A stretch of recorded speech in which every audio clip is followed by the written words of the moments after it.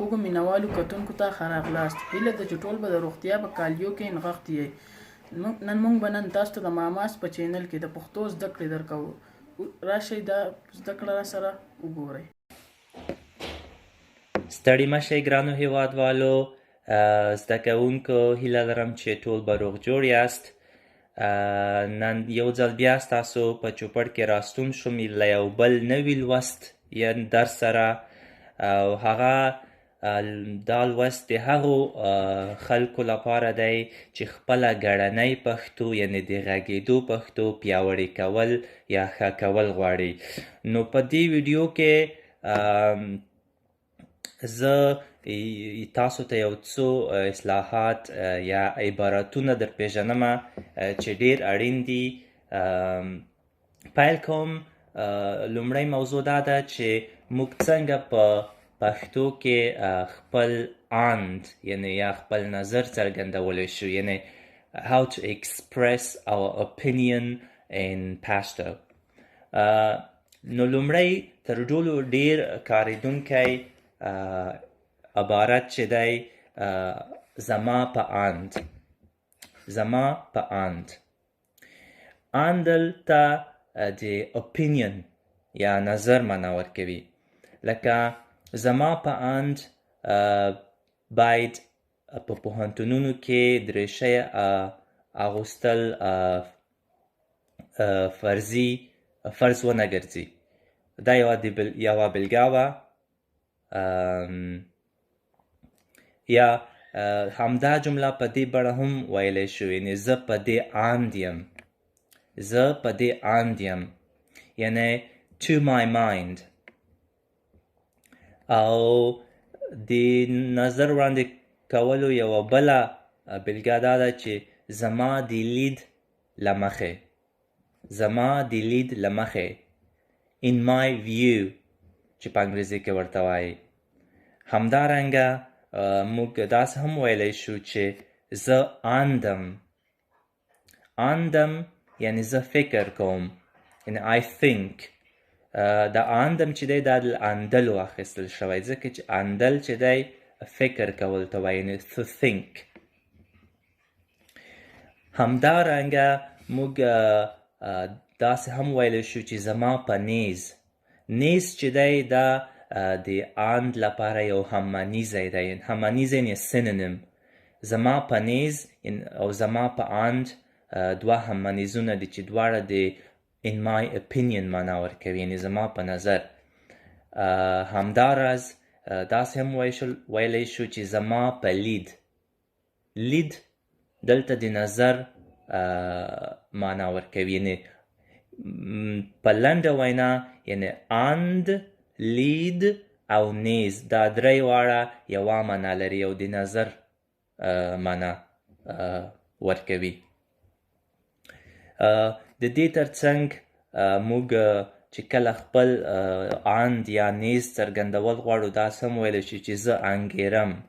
انګیرل یعنی to suppose something، یعنی یو څه سم ګڼل، فکر کول چې یو څه به داسې وي. لکه زه انګیرمه چې له دې غله سره به کوم بل چا هم مرسته کړې وي چې په خپل غلا کې بریالی شوی دی.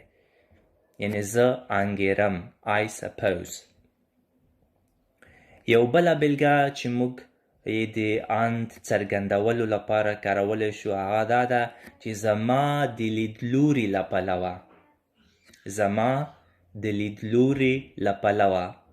لیدلوری دلته د perspective معنا ورکوي، یعنی from my point of view یا from my perspective.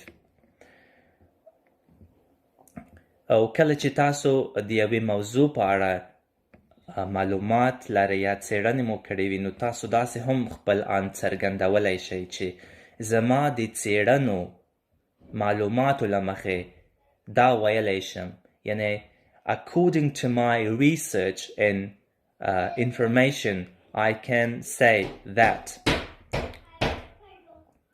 یا داسې هم ویلی شو په کوم نظر چې زه ورته ګورم. په کوم نظر یا لید چې زه ورته ګورم، یعنی the way I see it.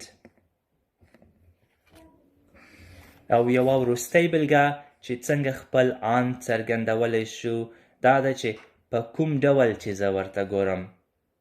دا همدا معنا ورکوي لکه مخکینۍ بېلګه، یعنې په کوم نظر چې زه ورته ګورم یا په کوم ډول چې زه ورته ګورم، یعنې دواړه یوه معنا ورکوي، یعنې the way I see it.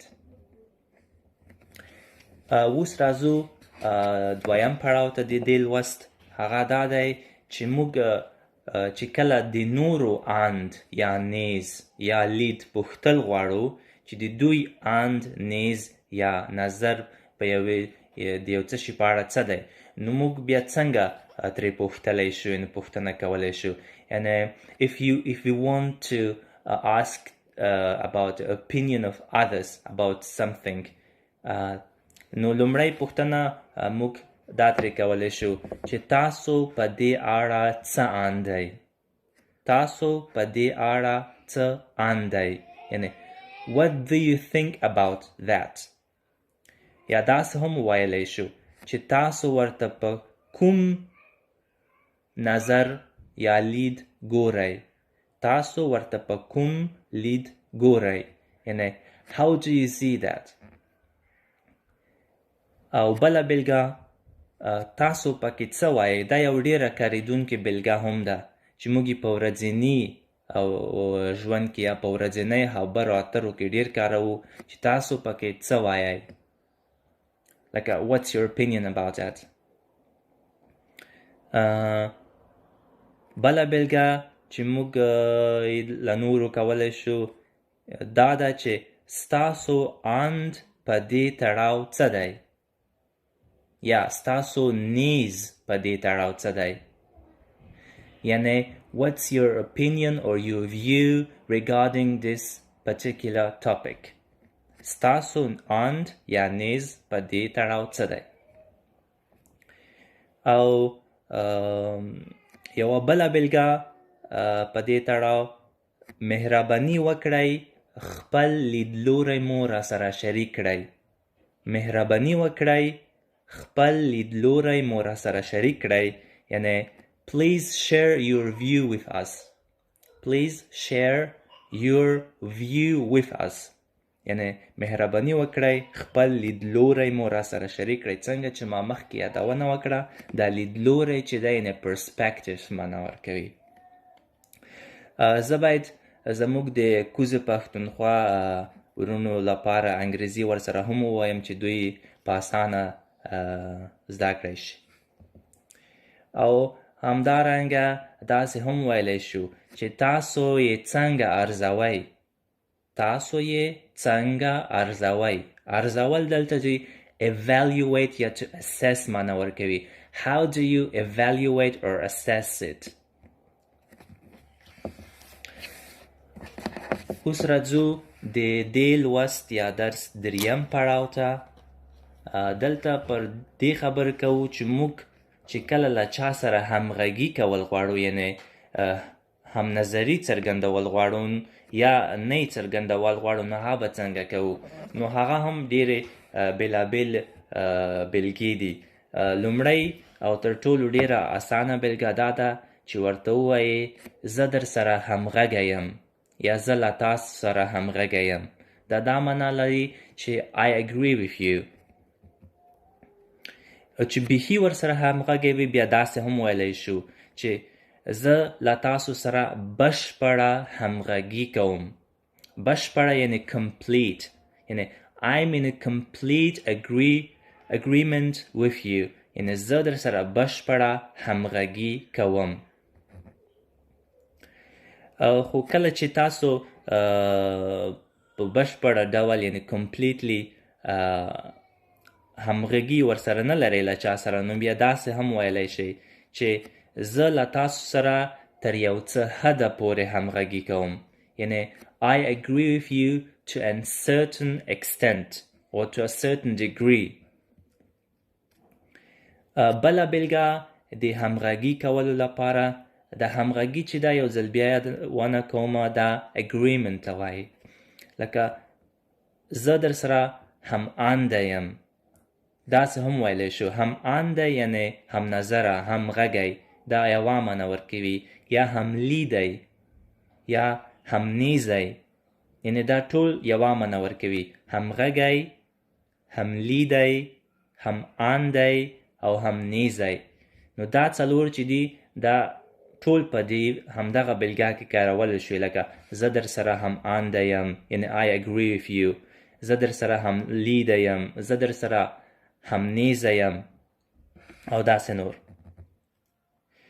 او یوه بله بلګه چې خپله همغږي پرې څرګندولی شي هغه دا ده چې زه همرنګه آند لرم، یعنی I have the same opinion، یا زه همرنګه یو رنګه نیز لرم، I have the same opinion.